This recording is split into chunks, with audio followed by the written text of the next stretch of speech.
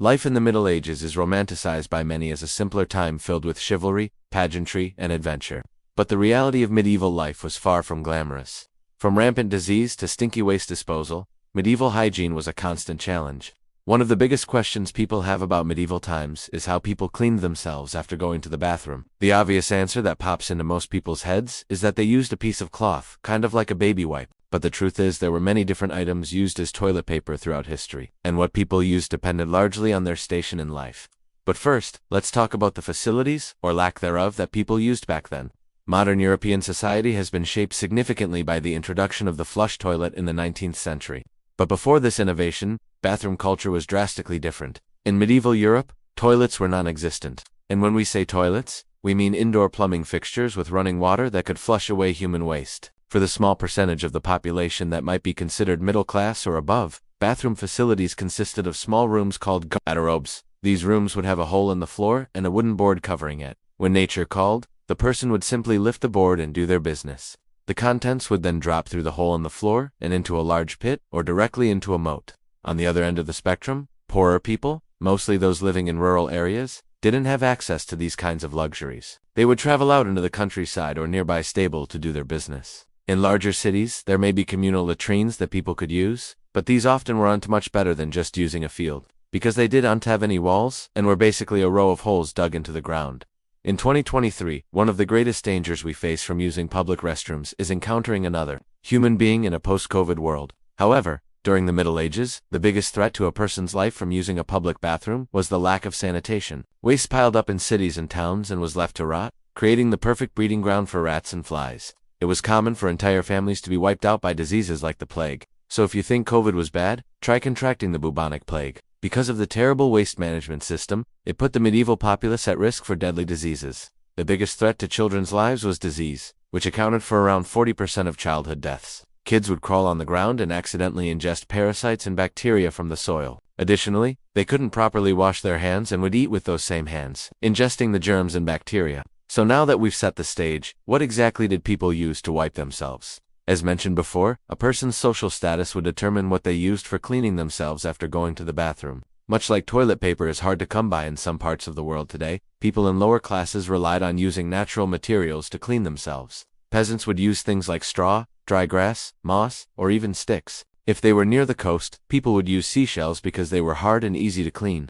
Another option was broken pieces of pottery, but using them could result in nasty cuts and infections. The filthy conditions that people lived in meant that many of these natural items people used for cleaning themselves were often contaminated with bacteria and parasites. No matter what a person used to clean their behind, they ran the risk of introducing harmful substances into their bodies. Because of this, many people suffered from various bacterial infections and parasitic worms. Dysentery was common and caused immense pain, bloody diarrhea, and could be fatal. Even the upper class wasn't safe from contamination. Though they had access to more resources, the wealthier population still relied on natural items to clean themselves. Sometimes they would use their left hand. This isn't gross in many cultures today, but during the Middle Ages, it was taboo to use your left hand for eating and other hygienic activities. This was because it was considered unclean. Religious doctrine held that the left hand was tainted because it was used to perform certain tasks while using the toilet. Because of this, many higher-class individuals would actually wear gloves while using the privy, so that they could maintain their hygiene.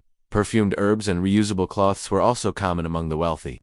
Though not as convenient as modern toilet paper, it was better than having to find a bush to do your business next to. While it's all fun to imagine what it would be like to be a medieval peasant, the reality of their lifestyle was grim. Their day-to-day life was a struggle to stay alive and not get covered in parasites. The high mortality rate and constant threat of infection and disease loomed over everyone's head. Even the rich couldn't escape this fate. During the Middle Ages, bathing was encouraged by many physicians, but not because they thought it was pleasant. Rather, it was because they believed it would help stave off disease. Many doctors thought that dirt provided a protective barrier against infection and illness. During the Black Death outbreak in the 14th century, some physicians even recommended rolling around in the dirt to prevent getting sick. Doctors wore long robes and didn't wash them frequently. Some even went so far as to say that dirt could cure illnesses. This is precisely why many members of the clergy were hesitant to bathe.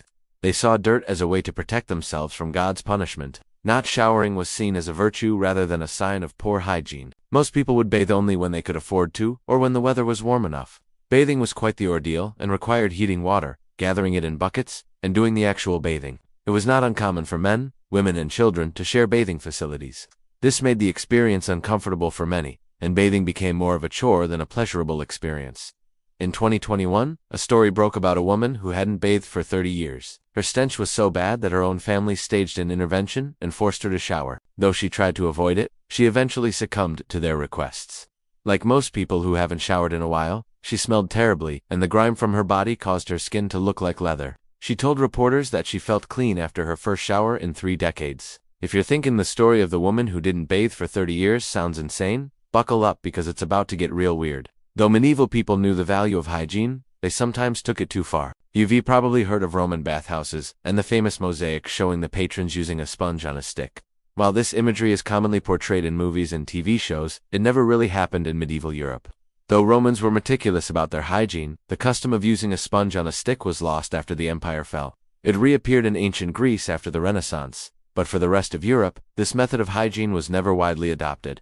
After the fall of the Roman Empire, Europe plunged into a dark age that lasted several centuries. Much of the knowledge gained during the Roman era was forgotten, and the continent regressed. Standards of living dropped and hygiene went out the window. Clean drinking water was impossible to come by, so rivers, streams, and rainwater were the primary sources of hydration. Unfortunately, these water sources were often contaminated and carried diseases that killed hundreds of people each year. In the Middle Ages, the average person consumed around 2 gallons of water per day. This water was used for everything from washing, to cleaning meat, to cooking and drinking. Most of the water consumed by the population was unsafe and contributed to the spread of diseases like cholera. Not only was water scarce, but so were trees. Paper was expensive and hard to come by. So when the invention of toilet paper made its way to Europe, it was slow to catch on.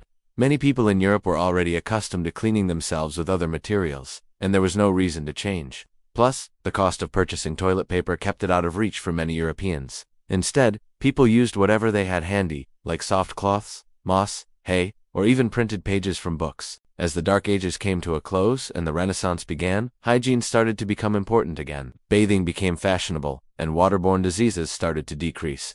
Books were too valuable to be used as toilet paper, so people started printing pamphlets specifically for bathroom use. These booklets contained prayers, stories, and sometimes even jokes. Today, Americans use around 145 rolls of toilet paper per year. That amounts to around 37 pounds of toilet paper annually. During the Middle Ages, people would use the equivalent of about 1 roll of toilet paper per year. What people used to clean themselves after going to the bathroom depended on what was readily available. Because of the lack of basic sanitation, people had to get creative and adapt to the resources they had. In Muslim cultures, the act of cleansing oneself after using the restroom was considered mandatory and an essential part of maintaining purity and health. The ritualistic washing, known as wudu, was a cornerstone of Islamic religious practice, integrating personal hygiene seamlessly with spiritual devotion. Ablution involved washing one's hands, face, arms, and legs with water, symbolizing the purification of both body and soul. This practice was deeply ingrained in Islamic society, transcending mere hygiene and becoming a profound expression of spirituality and discipline. Consequently, Islamic civilizations were at the forefront of developing sophisticated sewage systems and public bathhouses, recognizing the vital link between cleanliness and public health. These innovations, often centuries ahead of their time, helped combat the spread of diseases and underscored the holistic approach to well-being within Islamic cultures. By emphasizing cleanliness as a spiritual imperative, Islamic teachings laid the groundwork for a tradition that not only elevated hygiene to a sacred practice, but also pioneered practical measures to ensure public health and sanitation.